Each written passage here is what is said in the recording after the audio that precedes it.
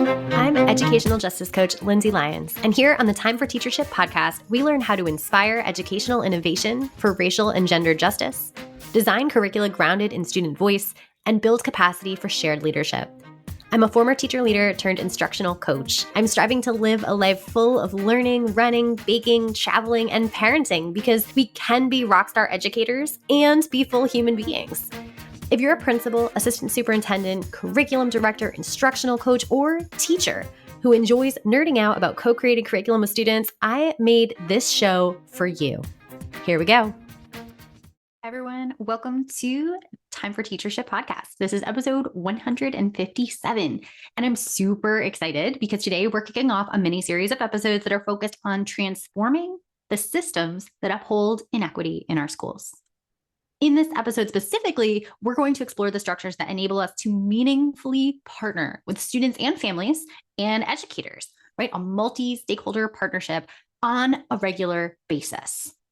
We're grounding the conversation in a powerful theoretical model which directly addresses the common barriers to success, specifically in our student voice endeavors. I love it. I'm excited for it. Let's get into it. All right. So how are we doing this thing where we're prioritizing student voice, family voice? We're prioritizing gathering experiential data or street data, as Jamila Dugan and Shane Safier call it. I specifically am focusing on students today, but I do want us to keep in mind family voice, educator voice, all the stakeholder voices that are important, because I think a lot of this applies, but the model we're specifically using is focused on children and youth voice. So what are the structures, right? And before we actually even get into that, let's talk about why the structures are needed. In The Art of the Gathering, Priya Parker's book, she writes of how adaptive leadership professor Ron Heifetz, who I've quoted a lot on the blog and podcast, starts his class without speaking for 5 minutes. And her point here is that when we step back from leadership roles and we don't facilitate at all, we're actually not democratizing the space. We may think that we're giving up leadership and the leadership disappears, everything is democratic. But instead, what we're doing is we're handing control. Without that facilitation, we're handing control to someone else in the space. Perhaps that's the loudest person, the most confident person, or the most extroverted person. She gives a bunch of other examples in her book of like parties where the host is not facilitating and you get stuck with a drunk uncle or something that's like someone you're really not thrilled to be talking to for 2 hours. So there are things that we think, like we're stepping back, we're democratizing, awesome. And there are things that happen in that space of unfacilitation or lack of structure, right? What she actually says is we can democratize the space with the skilled facilitation when we take ownership of that facilitator role and we skillfully facilitate the conversation and the opportunities for voice and sharing, right? When we step back from our intentional facilitator role, we're actually also likely to create confusion and anxiety for, in her words, the participants of our gathering, right? With our students, we often create confusion and anxiety when we say, okay, we want to hear from you, go. No boundaries. I've done this so many times with projects where I'm like, let's co-create the project. What kind of project do you want to do? Nothing's off the table. Go. Tell me what you want. And there's just like crickets and confusion and stress of like not coming up with the right answer. All the things, right, that we learn as students is like, we do school this particular way. And now after years of that training, we ask students to open up and share with us. And there's a lot necessary to create a foundation where students are actually able to do that well, right? So many students will respond to an open invitation to share their ideas and experiences with us with understandable skepticism, a lack of trust, perhaps, a lack of, are you even going to take me, or an idea of, are you even going to take me seriously? They might be confused and anxious, as I said. And consequently, you might just get 0 student responses after you're like, hey, everyone, tell me what you think. Just crickets, right? And so we need to develop trust, of course, in relationships with students and families and all stakeholders before real, authentic sharing that is honest and vulnerable will actually happen. But then we also need the structures, right? The facilitation for how and when we can listen to folks to have students, for example, share their experiences. So the theoretical framework that this episode is situated in comes from Laura Lundy, who is a student voice scholar. She developed what is known as the Lundy model of participation. So there is the Convention on the Rights of the Child, which has been upheld by almost every country in the world. The United States has not ratified this, which is bonkers. But this idea of youth voice and participation in things that affect them is widely recognized as a right for children, and schools are a wonderful place for us to be able to facilitate this and bring it to life. She recognizes that there are many barriers to students authentically sharing and participating in the way that we dream up, in the way that we think of when we think of authentic, meaningful student voice, right? And so she says this model of participation actually includes 4 features that are required to overcome these barriers and enable students to authentically share their ideas. And so here they are. First, space. Children must be given safe, perceived safety, right? They have to perceive the space as safe. It's not something that we dictate, right? But they perceive the space as safe. Inclusive opportunities to form and express their view. So we need many opportunities, right? Plural, it's not one opportunity, plural, many opportunities. They need to have the students experience safety in those spaces, and they perceive that they are safe to share psychologically, physically, that they are inclusive of all voices, particularly students who have historically been marginalized or excluded from these types of conversations. And that it's not just space to express their view, but also space to form it. When you ask students who haven't been asked before, what do you think? There's often a long lull, a long silence. There's a lot of questions they have to work through. I know just as an adult, there's a lot of times where someone asks me what I think about something, even if it's, what do you want for dinner? And I literally have to stop and think for multiple minutes because I'm not sure. I have to have the space to think about it, to form my ideas. And if I'm being asked about something, or a student is being asked about something that they haven't had real connections with or experiences with, or haven't even thought about certain topics, right? We need to allow them to have more experiences with that topic, to grapple with it, right? To form their view and express their view. So that's one, that's space. The second piece is voice. Children must be facilitated to express their views. So again, we have this facilitation idea. This is an active thing. We enable the voice through thoughtful participation in the creation of these opportunities for students to express their view. Again, I would say multiple opportunities. She uses a plural here. The third component is very adult-centered, I think. Maybe also youth-centered in terms of like youth also need to provide an audience, but its audience is the third one. And the idea here is that the view the child is sharing must be listened to. So students must be listened to and perceive that they are being listened to authentically, meaningfully. Like, we care what you say. We are not on our phones. We are not rolling our eyes. We are not taking you seriously because you're a child and we're adults or whatever it is, right? But the view must actually be listened to. So we create the space, the opportunity, we facilitate the voice, the sharing, we have the audience, we're actually listening. And the fourth one is influence. The children have to have real influence. So here it's described as the view must be acted upon as appropriate, right? So if it makes sense to act on it, if there's no real reason we shouldn't, we should act. We should act. They should have real influence. I love this model. So let's actually use this model to go into the structures that would provide these students with each of these features at a school level. Because of course, I think you can do this in classrooms. It might even be easier sometimes in classrooms. Different, I should say, maybe not easier across the boards, but different and perhaps easier in the sense of you have a smaller community. So you have more opportunities to build trust in one-on-one relationships, teacher to student and student to student. In a larger school with a lot more stakeholder types, right? We have families, we have educators, we have students, we have just a higher number of everybody. It might be harder to build that kind of trusting relationship. But here we're thinking about a school level. And of course, let your mind wander to how this applies to the school as well. I'm sorry, the classroom as well. All right, so first let's dive into spaces. So the first thing we want to do is create spaces.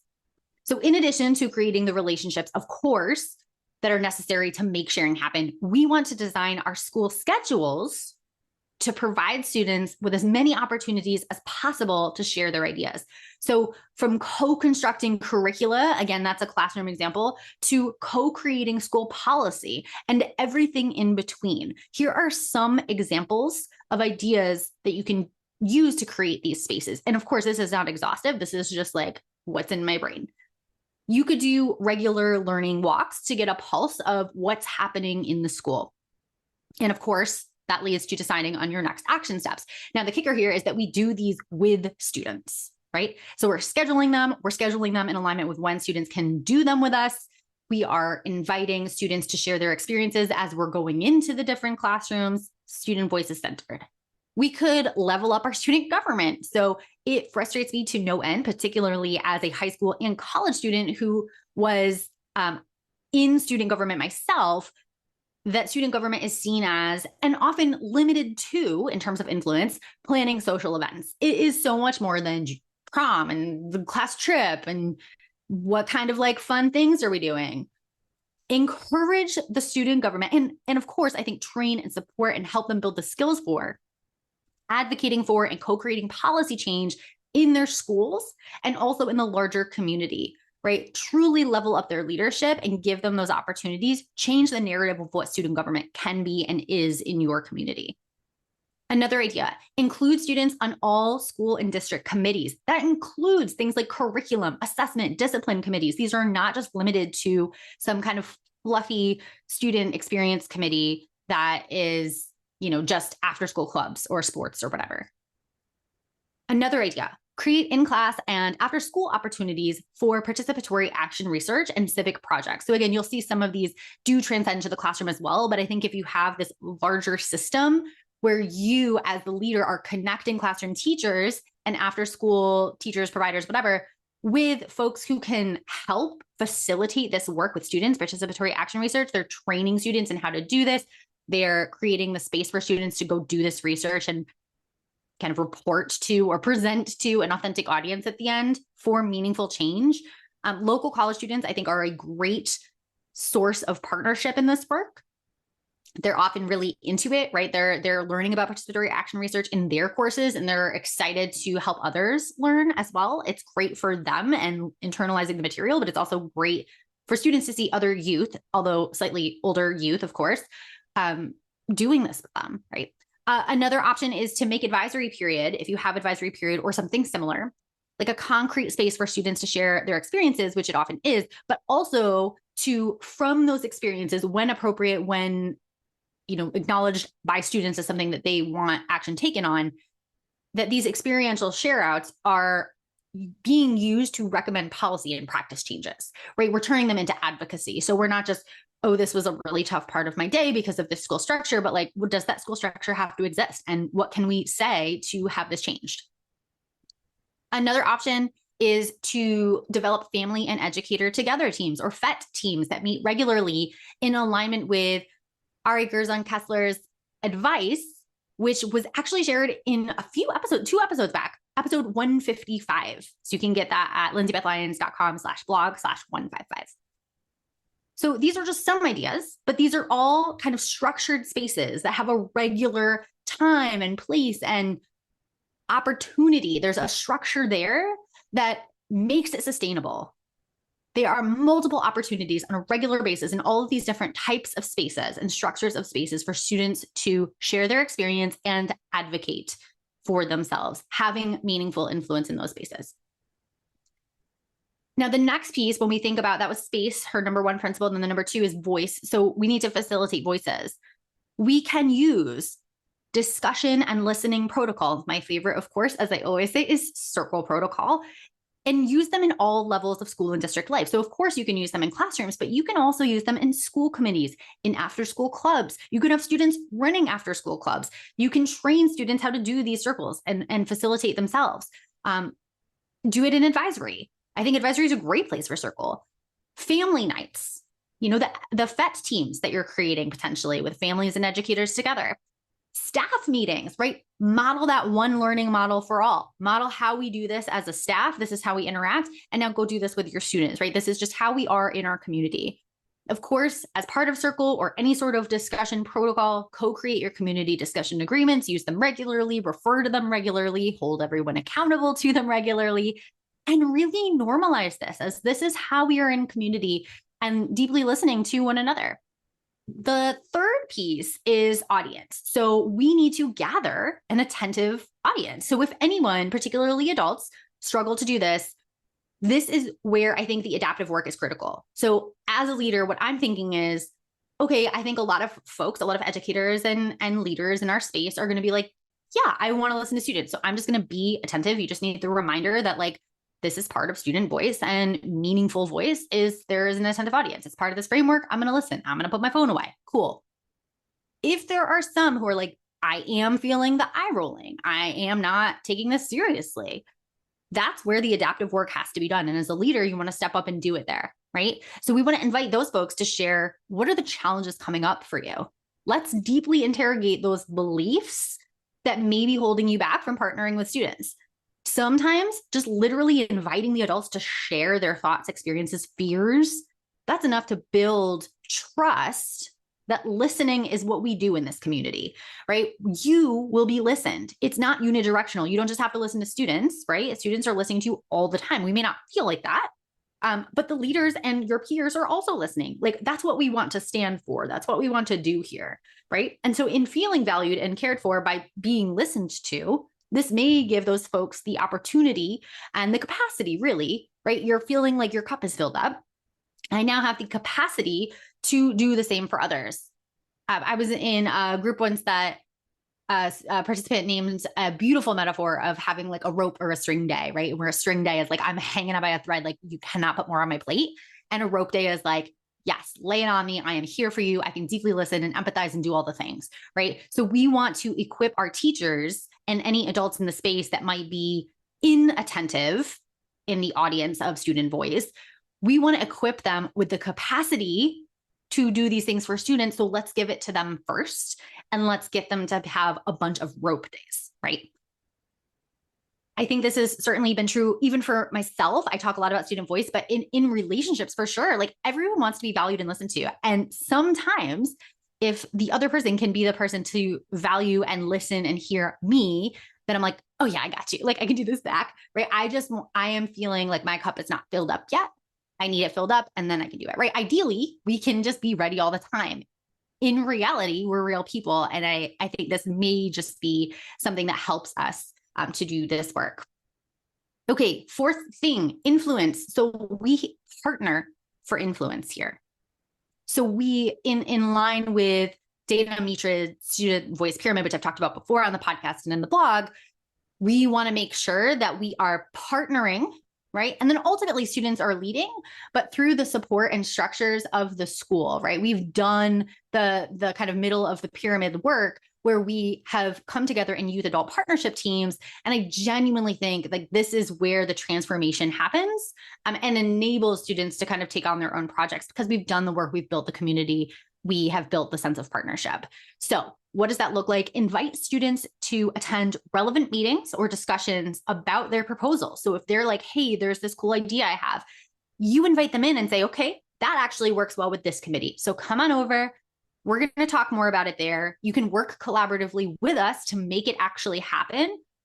And if they can't, or they decide, I don't want to do that, that's fine. Make sure that you are the person or someone is the person who's bringing it to the appropriate committees, and you commit to that student to respond to their suggestion. So each suggestion that you get from each student, right? I'm going to respond to you by a specific date. And even if they don't even come up with a proposal, right? They're not saying this should be changed in this way, but they're just voicing a concern. Like, we hear your concern. We're going to talk about it at this meeting. And therefore I can share out the next steps or questions that maybe came up for you so that you can kind of help us and think through it and think about next steps, right? Whatever, by this specific date. So just commit to that specific response date so you can kind of circle back so they know where it's going. And, if it's not possible to implement the proposal, sometimes it's just not. Clearly explain why to the students. So you'll remember maybe in Lindsay's model that she says under influence, right? It's not that we always take action. We take action as appropriate. And so sometimes it's not appropriate. It's not possible. But we need to explain the why. We need to circle back and say like, hey, we looked at this from these different lenses. Like, unless we're missing something, it's just not either relevant right now. It's not in alignment with our values, perhaps. We don't have the financial resources. And you can invite students to brainstorm additional ideas. So you're not just saying, end of discussion, we're not doing this, unless it violates your values in some way. And then we're talking about that, of course. But invite students to brainstorm additional ideas of how we might address the underlying issue, right? Okay, so really surface level example. I don't think this is like a big thing. I think this is used usually as like what is actually like a really fluffy example of student voice, but I'm using it now just because I can't think of anything else off the top of my head. If students are like, hey, we should have pizza every day in the cafeteria, right? Okay, well, pizza every day might not actually be nutritious and in alignment with our values. We want what's best for the health of the whole child, right? So we can't do pizza every day. However, if you're feeling like there are not a lot of good food options in the cafeteria, like I will walk you through, and the committee that designs that menu every week, we can walk you through some of like the budgetary constrictions or whatever. We can brainstorm other options together. Perhaps you can find like a different supplier for us. We can look at what schools have really great lunches, and we can kind of do some of the digging and the research to try to think about how do we make lunch better. Because maybe it's not actually pizza that you want every day. Maybe it's just like you want delicious food. And so far, like pizza is all that we've really done well, right? And so I think bringing students in, identifying the underlying cause and partnering with them to figure out, okay, what are the options to move forward? And showing them the work that goes on behind it. Right? We have to research all this stuff, like pitch in and help if you'd like, if that's really a passion for you, like we're welcoming the ideas, but we're just kind of stuck here. And so maybe you can bring a new lens or bring a new idea. Maybe you're connected to students at other schools who know how to do it differently, and you can kind of bring that to us. Okay, so those are our 4 kind of components of her framework. As a final tip, you don't need to implement a ton of structures tomorrow. I know this feels like this big thing. It's great to have all the things, all the structures. What I really am hoping that you take away from this episode is that Lundy's 4 principles are in your mind as you engage with students and families, really, and ask them to share their ideas and experiences with you. So when you make that ask, keep the barriers in mind, keep the principles in mind, and just commit to recognizing them, considering them, committing to building up the structures and practices that are going to enable those 4 components and to help you implement at least one structure for amplifying authentic student voice in your community. You can grab my Setting Up Structures of Shared Leadership resource for free at lindsaybethlyons.com/blog/157. Until next time. If you like this episode, I bet you'll be just as jazzed as I am about my coaching program for increasing student-led discussions in your school. Shane Safir and Jamila Dugan talk about a pedagogy of student voice in their book, Street Data. They say students should be talking for 75% of class time. Do students in your school talk for 75% of each class period? I would love for you to walk into any classroom in your community and see this in action. If you're smiling to yourself as you listen right now, grab 20 minutes on my calendar to brainstorm how I can help you make this big dream a reality. I'll help you build a comprehensive plan from full-day trainings and discussion protocols like Circle and Socratic Seminar to follow-up classroom visits where I can plan, witness, and debrief discussion-based lessons with your teachers. Sign up for a nerdy, no-strings-attached brainstorm call at lindsaybethlyons.com/contact. Until next time, leaders, think big, act brave, and be your best self. This podcast is a proud member of the Teach Better Podcast Network. Better today, better tomorrow, and the podcast to get you there. Explore more podcasts at teachbetter.com/podcasts, and we'll see you at the next episode.